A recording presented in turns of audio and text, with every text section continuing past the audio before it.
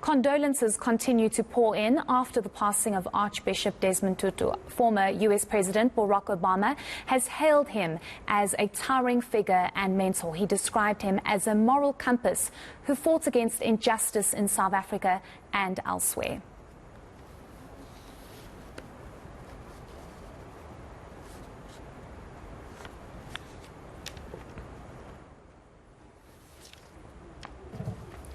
From the United States, I'm joined by Patrick Gaspard, who was the country's former ambassador to South Africa. He joins me now. Thank you so much for your time, Patrick. We really do appreciate it.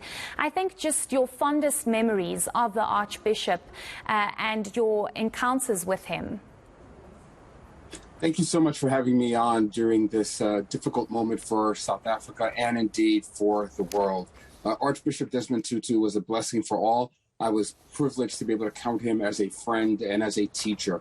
I first met the Archbishop way back in my youth. In 1986, he came to the U.S., to New York, as part of his global tour to rally those of us with consciousness against the apartheid regime.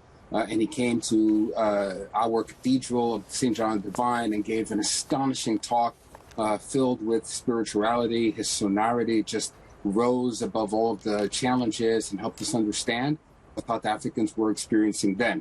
There's an old saying that you should never want to meet your heroes because you'll always be disappointed. I was not the least bit disappointed when I got to know him closely over the years. I'll never forget engaging with him during anti-war demonstrations, like in 2003 when he came to the U.S. and stood at the United Nations and declared it the People's House and rallied thousands of us who understood the invasion was wrong and we needed to rally towards peace. It was an extraordinary honor to be able to come and serve my country in South Africa. And I was welcomed with open arms by my old mentor and teacher, the Archbishop, who then, despite his advanced years, despite his claims at retirement, was still very much engaged in fighting to make sure that South Africans had fundamental rights and the basic access to provisions. And he was not above criticizing his old allies on healthcare, on democracy, and on freedom.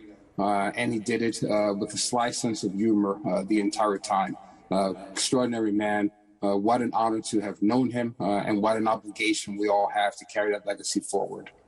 Most certainly. I think everybody remembers him also for his infectious laugh. I think when everybody heard that laugh, they would also just start laughing without actually knowing what the joke was. But I went on your Twitter page and I saw that you said each day Archbishop Tutu lived the truth of his mantra. If you are neutral in situations of injustice, you have chosen the side of the oppressor. And this is what the Archbishop truly stood for. He always stood for the truth, and he always stood for being fair and equal to everybody, especially when it came to the LGBTQI plus community. He was very vocal in that, where he even went as far as saying he would rather go to hell than go to a homophobic heaven. Yes, yes. Well, you know, really quite extraordinary, profound statement to be made by a man of the clergy.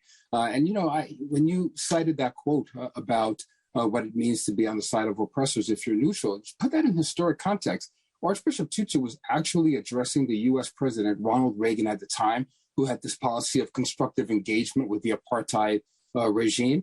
And the Archbishop said very clearly that that kind of constructive engagement, that false neutrality, meant that you were siding with oppression and standing in the way of freedom. He also said that if you're standing in the way of our freedom, you will be stampeded. So this was a man, as you said, who had a sense of humor, who maintained his childish mischief, but he also had a moral force and a moral clarity to him that extended in the anti-apartheid struggle right to the struggle for LGBTQI rights and beyond. Really extraordinary. And you know, I had the privilege of being hosted by him in his home and by his extraordinary wife and his daughter, Empel. My condolences to them as well in this moment. We all lost a champion, and they lost a father and husband, and his light will never come again. Yeah, I mean, I think that's very worrying for all of us to say that we hope the lessons and the messages from the Archbishop are taken, especially in the future generations. How important do you think is it for his legacy to live on and for people to truly understand what he lived for and what he stood for? You know, I would say that it's critical that it live on. It almost to the point of being existential. I've spent so much time with young people in South Africa who I know carry that flame, carry that torch, carry the sense of grace in struggle that he exhibited all the time. But there's something that is, for me, lacking in all of the work that we're doing on rights and in democracy right now, which was Archbishop Tutu's ability to interrogate even his friends, right? This is somebody who always held up a critical mirror to society, always challenged us to the better angels of our nature, and was clear that the side of democracy, the side of virtue, didn't have permanent alliances if you stepped outside of the lines of that.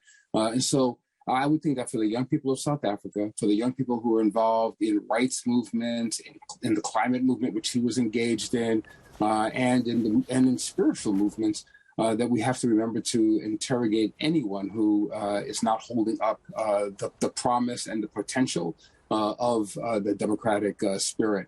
One of the last engagements I had with the Arch was in Cape Town. We were walking along the pier there. This was after I returned to the country after having served as ambassador. And as we're walking along, there was this musical band that just started playing, and he stopped mid-sentence in the middle of giving me some profound lecture and broke into this ecstatic dance. So there was joy even in his struggle, and we have to hold on to that as we ourselves try to bend the arc of the moral universe towards justice. And I can see the passion and the love that you have for the Archbishop. Perhaps you could just tell us a story or two of, your encounters with him, ones that really stuck with you and will stay with you forever. So one of the things that stays with me about him is his inability to finish a story. The Arch would start a story, and you'd think it was a serious story, and then midway through, he would drop in some joke, and because he dropped in the joke, he would just fall out into this uncontrollable laughter, and he would never, ever get to the punchline. I don't ever remember a finished story or a completed punchline from the Archbishop because he would just lose control of himself. He was also a wonderful gossip and an incessant flirt. I remember being in his living room as he flirted with his wife and as he flirted with my wife at the same time. It was just wonderful and playful, and he never let you take yourself too seriously. He always poked fun at my formality, the way I spoke, the way I dressed, and he would tell me, "Young man, you've really got to loosen up a little bit." And so I tried to loosen up in his presence, but I could never match his childishness, his joy, and the way he just lifted everybody up beyond our sense of the bounds of gravity.